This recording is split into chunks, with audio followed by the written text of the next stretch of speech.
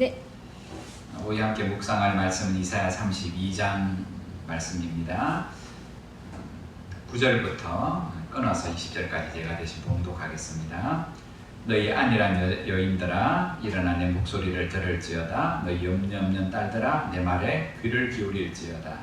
너희 염려 없는 여자들아 1년 남짓 지나면 너희가 당황하리니 포도 수확이 없으며 열매 거두는 일이 이르지 않을 것이니라. 너희 안일한 여자들아 떨지어다. 너희 염려 없는 자들아 당황할지어다. 옷을 벗어 몸을 드러내고 배로 허리를 동일지어다. 그들은 좋은 밭으로 인하여 열매 많은 포도나무로 인하여 가슴을 치게 될 것이니라.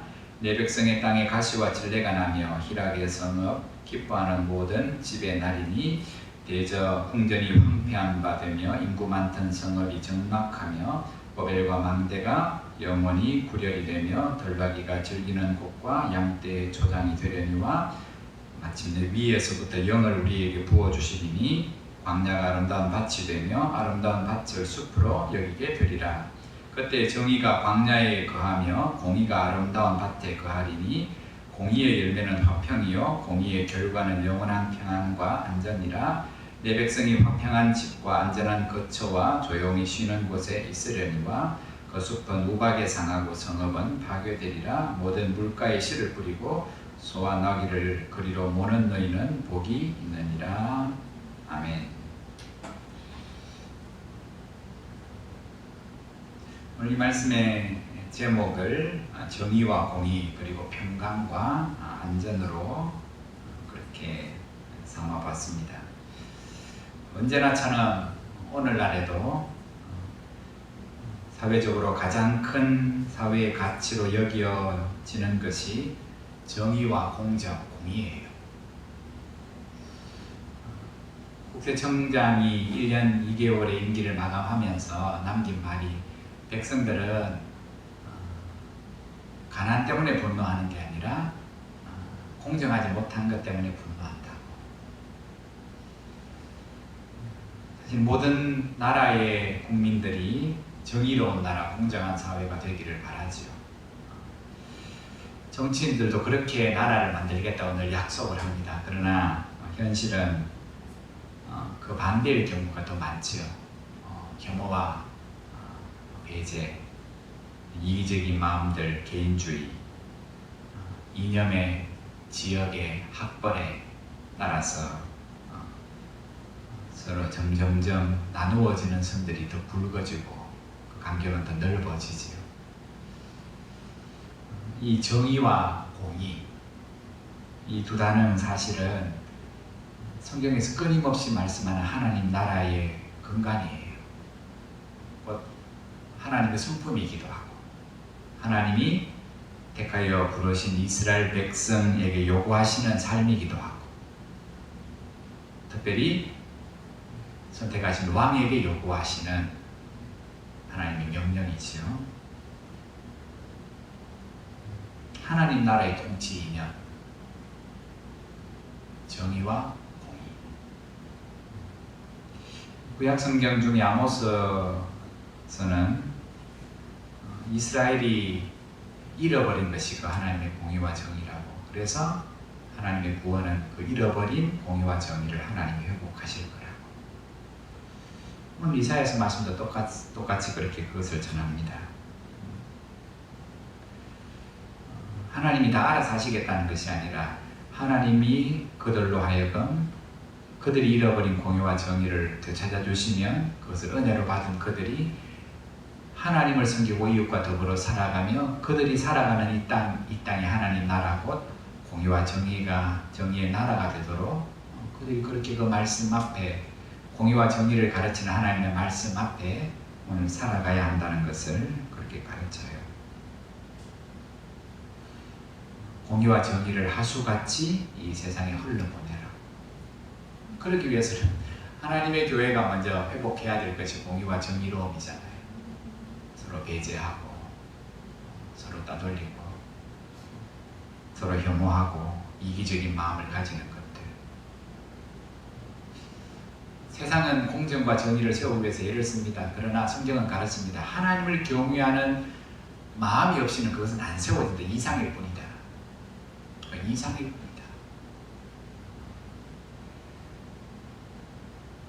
공의와 정의를 이 땅 가운데 세워 이 땅이 하나님의 나라가 되는 것, 그것이 구원의 목적이고 구원받은 교회와 성도의 사명이기도 하지요. 사실 정의와 공의가 비슷하게 보이잖아요. 뜻이. 성경에서는 이것을 표현하면 구분합니다. 그리고 세상이 말하는 정의와 공의와 정의가 달라요. 정의란 뜻, 히브리어로 미슈파트, 재판의 태도를 뜻해요. 재판의 태도.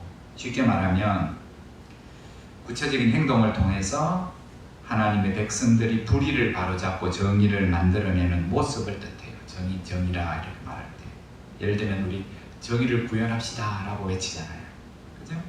그런 표현처럼 공평한 것을 기준으로 해서 정의라는 것은 의로운 법을 만들거나 공동체 안에 바른 기준을 세우는 모습을 정의롭다 말이에요. 생각만 가지고 있는 것이 아니라 그것이 행동으로 옮겨져서 그 사상들이 의로운 법을 만들거나 바른 기준을 세워가는 모습을 정의로 표현해요. 공의란 뜻도 비슷하지만 히브리어로는 제다카 해서 그 하나님의 기준 앞에서 사회적인 신분의 차이와 상관없이 모든 사람이 공평하게 동등하게 처해지는 관계를 말할 때 공의롭다 말이에요. 여러분, 하나님이 약속하신 나라, 하나님을 믿는 성도가 이 땅 가운데서 세워가야 할 하나님의 나라는 그렇게 공의롭고 정의로운 나라가 되어야 돼요. 여기서 중요한 것은 이러한 가치를 지닌 온전한 하나님을 드러내는 하나님의 나라는 하나님을 경외하는 자들을 통해서만 이 땅 가운데 이루어진다는 거예요. 정치가들이 아무리 나는 이 나라를, 이 사회를 공정한 사회로 만들겠다 오늘 그렇게 다짐하지만 그렇게 안 돼요. 거기에 너무 크게 실망할 이유가 없는 것은 하나님을 경외하는 믿음이 없는 자들의 내세우는 그런 가치, 세우겠다는 꿈은 그냥 허황된 꿈일 뿐이에요. 그런 의미에서 오늘 본문의 배경 1절에 읽지 않았습니다. 보라, 장차 한 왕이 공의로 통치할 것이요, 이렇게 나오죠. 방백들은 정의로 나라를 다스릴 것이다. 이스라엘 역사를 보면 대다수의 왕이 하나님을 경외하지 않아요. 하나님의 말씀을 따라 살지 않아요. 알지도 못해요. 배우지도 않아요. 하나님의 생각이, 그들에게 주어진 사명이 하나님의 공의와 정의를 드러내는 것이 아무 관심이 없어요. 그래서 그들이 나라를 다스리면 다스릴수록 하나님의 나라 이스라엘에 뭐가 없어지냐 하면 공의와 정의는 점점 사라져요. 그 공의와 정의가 사라지니까 뭐가 생깁니까? 불평등이 생기고 불의가 생기고 갈등이 생깁니다. 그런 불안과 갈등 속에서 그나마 그 양심 속에 하나님의 법이 살아있는 사람들이 뭐를 기대하냐 하면 삶이 힘드니까 불안하니까 그 마음에 뭔가 평강, 안전을 다 기대하는 거예요. 어느 왕, 곧 그들이 생각나는 왕 다윗이에요. 다윗과 같은 왕이 와서 안전하고 평강한 나라를 세워주기를 바라는 마음들을 다 가지고 있어요. 사무엘하 8장 15절에 보면 이스라엘의 왕이 된 다윗이 온 이스라엘을 다스리되 모든 백성에게 정의와 공의를 행하였더라, 이렇게 말씀이 나와요. 공의와 정의로 오늘 다윗이 나라를 다스렸기 때문에 결과가 뭐냐면 모든 백성들 나라에 평강이 있고 안전하더라.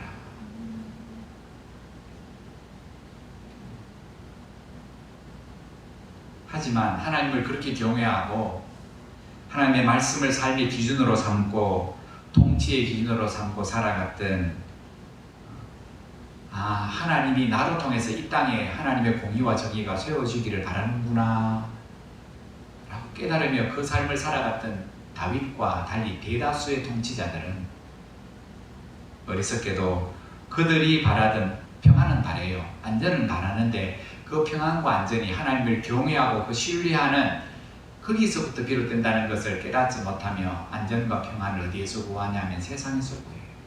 불안하니까, 평강이 없으니까 돈을 가지고 애굽에 가지고 가서 그들이 군대를 사서 그 평안을 살려고 하고 그 안전을 살려고 하는 거예요. 오늘 그런 통치자들과 그들을 따르는 백성을 향하여 이사야 선지자가 보라고, 세상의 왕에서부터 그들이 가진 군사력에서부터 경제에서부터 우리에게 평안과 안전이 오는 것이 아니라,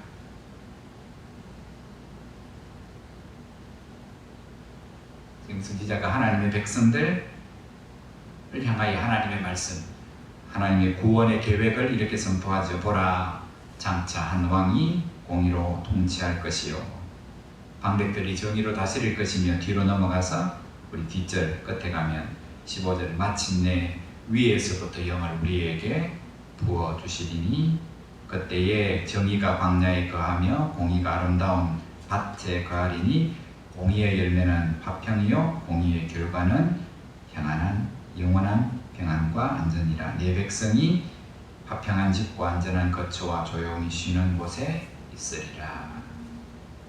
하나님은 심판 중에라도 하나님께로 돌아오는 자들에게 하나님의 영을 먼저 부어주실 거다 약속합니다. 그 영, 푸뉴마, 하나님의 호흡이기도 하고 생명이기도 하고 하나님의 능력을 상징하는 하나님의 영, 창조의 영이죠. 모든 것들을 새롭게 하시는 회복의 영, 그 영을 부어주셔서 황폐한 심령, 황폐한 땅, 황폐한 자연 모두를 다 하나님이 새롭게 하시겠다고. 지금 불의와 악행이 자리 잡고 있는 그 땅에 하나님의 영이 임하게 될 때 정의와 공의로운 나라로 바뀌어질 거라고. 그 결과 가시와 찔레가 있던 곳, 사람이 있지만 앉을 곳이 없고 쉴 곳이 없던 그곳이 오늘 세 가지로 표현을 하고 있죠. 뭐라고 표현합니까? 안전한 거처, 조용히 쉬는 곳, 화평한 집, 같은 의미예요. 그렇죠? 조용히 쉬는 곳, 마누하, 참 안식을 누릴 수 있는 곳. 몸만 쉬는 게 아니라 몸도 마음도 영혼도 쉴 수 있는 곳. 참된 안전, 참된 평강을 누리는 곳이 되게 하겠다. 그러므로 이 어려운 시대를 하나님의 자녀로 살아가는 우리들 역시 정의와 공의의 열매가 뭐냐 하면 평강이요 안전이라고 말씀해요. 정의와 평강 없이 오늘 우리는 열매만 말하잖아요. 평강하기를, 안전하기를. 그렇지 않다는 거예요. 그래서 성도인 우리의 삶에서 하나님의 정의와 공의가 내 삶에서 그리고 교회 가운데서 먼저 온전히 이루어지도록 하기 위해서 기준이 뭐냐면 하나님의 말씀이 기준이 돼요. 그리고 그 말씀 안에서 순종하면서 그 하나님의 나라가 이 땅 가운데 온전히 이루어지기 위해서 우리가 역시 분투하며 써야 되고 기도하고 소망하며 살아야 한다.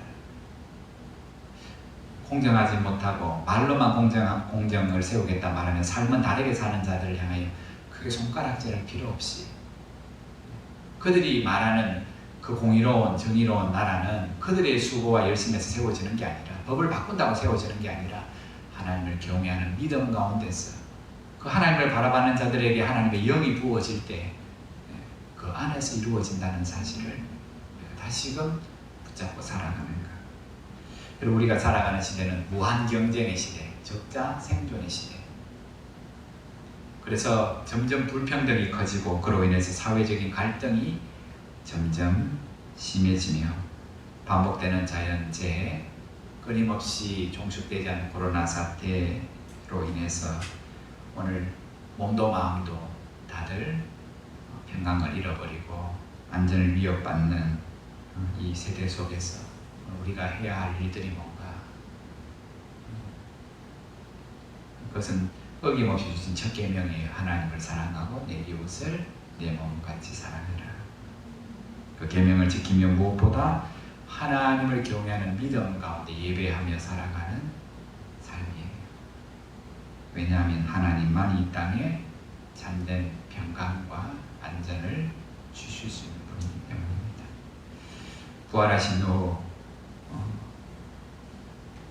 죽을까 싶어, 잡혀갈까 싶어 문을 꼭 잠그고 있는 제자들에게 주님 나타나셔서 이렇게 말씀하셨죠. 숨을 내쉬며 이르시되 너희에게 평강이 있을지어다.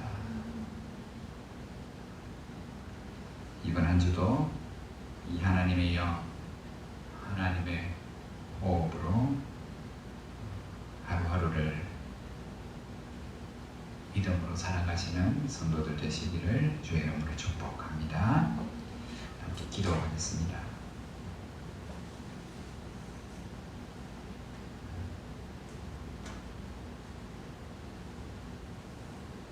우리가 살아가는 삶이 안전하지 못하고 불안하기 그지없지만 하나님이 거하시는 사람, 하나님의 영이 부어진 사람에게 그가 거하는 곳이 안전한 곳, 쉴만한 곳, 참된 안식과 평강을 누리는 곳이 되겠다고 말씀하셨으니 어지러운 이 땅 가운데 부름받은 사명받은 교회와 성도가 이 어려운 때에, 불안한 때에 참된 평강이, 참된 안전이 하나님으로부터 온다는 사실을 몸소 먼저 경험하게 하시고 그 복음을 세상 가운데 흘러보낼 수 있는 은혜가 있게 하여 주옵소서. 우리 함께 말씀을 기억하며 잠시 기도하시겠습니다. 거룩하신 하나님 은혜를 감사합니다. 불안한 시대를 살아갑니다. 갈등의 시대를 살아갑니다. 그 하나님이 우리의 주 되심을 다시 한 번 더 믿으며 그 하나님을 경외하는 자들을 통해서 이 땅 가운데 정의와 공의를 실현시키시고 그 열매로 평강과 안전을 우리 가운데 허락하시겠다고 약속하신 하나님, 우리의 삶이 무엇으로 두려워하는지, 무엇으로 불안해하는지, 이 세대가 무엇 때문에 갈등하며 살아가는지 하나님 우리가 다시금 믿음의 눈으로 잘 보게 하시고 하나님의 말씀을 다시금 기준 삼고 그 말씀 안에 깨달음으로 그 말씀 우리 속에서 먼저 역사하여 이 말씀 안에 우리가 다시금 평강을 누리며 살게 하시고 하나님의 나라가 이 땅 가운데 우리를 통하여 세워질 것에 대한 기대와 소망을 가지며 더 깨어있는 믿음, 온전한 믿음으로 하나님을 사랑하고 성도를 사랑하고 이웃을 사랑하며 살아가는 저들의 삶이 되게 하여 주옵소서. 감사합니다. 거룩하신 예수님 이름으로 기도드리옵나이다. 아멘.